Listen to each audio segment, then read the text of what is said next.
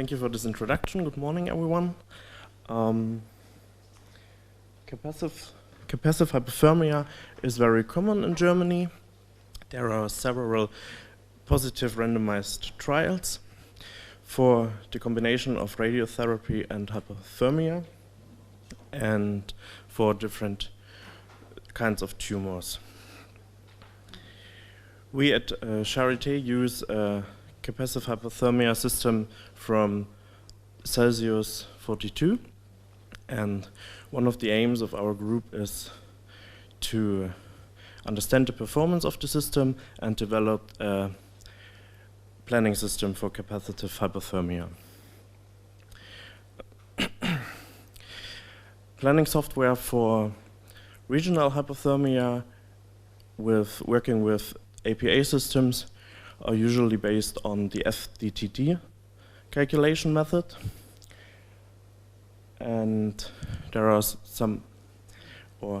capacitive hyperthermia systems have other properties than systems for regional hyperthermia. For example, they work with a frequency of 8 or 13.5 megahertz. Capacitive systems have a simple electric field geometry, means that the main component of the electric field is orthogonal to the electrodes, and the distance between the electrons are mostly 10% of the wavelength of the system. That's why, or that's the reason for that we think we can neglect the influence of the magnetic field, and therefore it's possible to use the electro-quasistatic solving method, short EQS. In our work, we comparing the EQS and the FDTD methods and validated it with phantom measurements.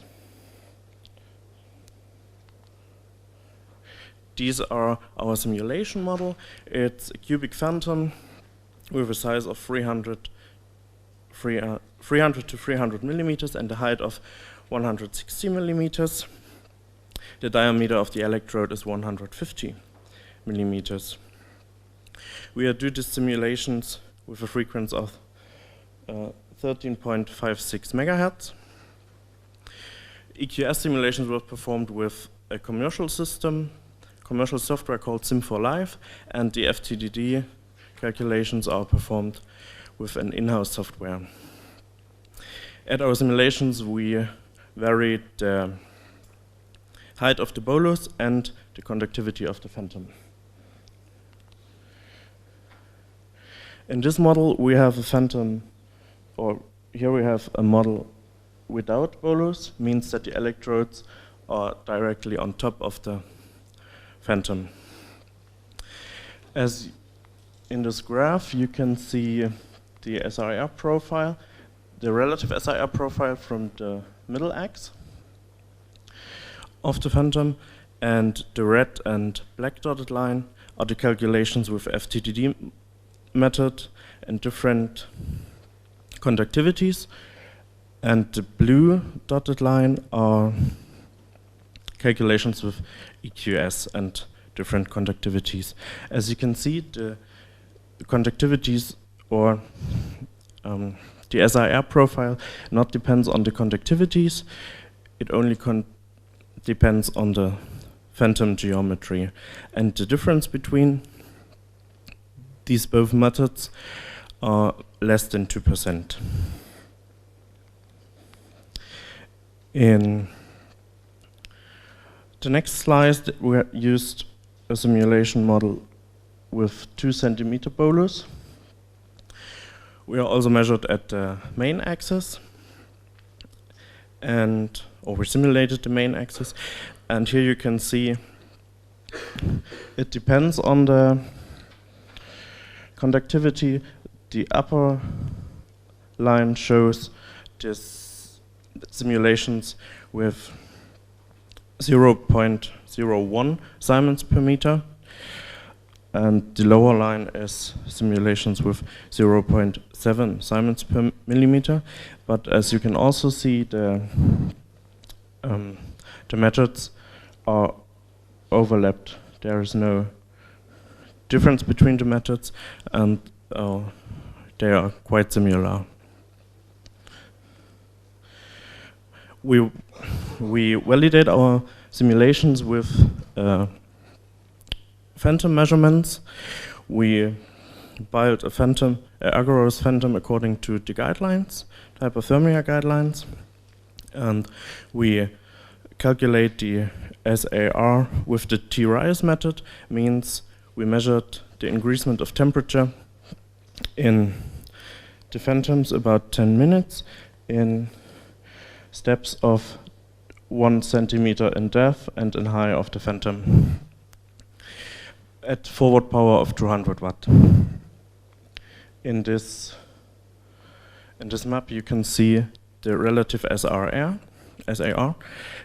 In the median plane, it's this plane. The important for us is the middle axis. We can see at the top of the phantom, at the surface, there is the highest value, 100%, with 76 watt per kilogram. We compared our measurements with our simulations. The black spotted are the measurements. The blue curve is the EQS simulation model, and the red curve are the FDTD simulation model. And you can see on the left side the absolute values, and on the right side the relative values. And as you can see, they are quite similar, and yeah. In conclusion, we can say that the EQS and the FDTD are similar in simulations. The simulations were validated by phantom measurements in a homogeneous phantom, and the EQS appears to be a valid option for planning of capacitive hyperthermia systems. Our work in progress, our outlook is we want to implement the influence of the patient couch and the divergence of the angle of the electrodes to explain the differences and the asymmetry in our measurements. The next step is we want to simulate and measure an inhomogeneous phantom with bone and fat layers, and we will simulate capacitive hyperthermia treatment for quality assurance and treatment planning on real patient dataset, CT dataset. Thank you for your attention.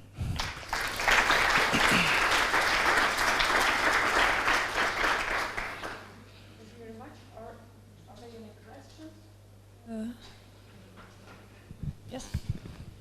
Yeah, I have a question. So you use Sim4Life for EQS? Yes. And yes. then your in-house system for FDTD? Yes. Yes. What was the reason of not using Sim4Life for FDTD? We will test it. We don't have tested now, but we will test it. Oh, okay. Yeah. Thank you.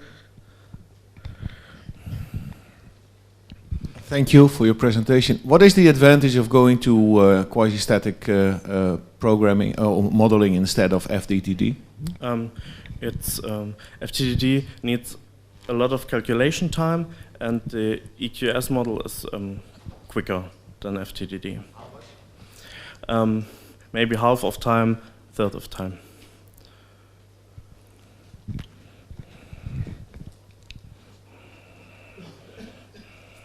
In your simulations, thank you for the presentation. We're working on similar things in Greece. Oh.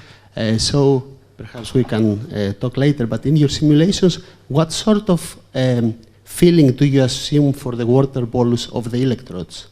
Do you assume some conductivity, deionized water? Have you made any sensitivity analysis of the conductivity of the water bolus filling on your SAR? For this model, we use a conductivity of 0, like deionized water, and a permittivity of 18. but we do other simulations where we varied conductivity of the bolus and the conductivity of the bolus.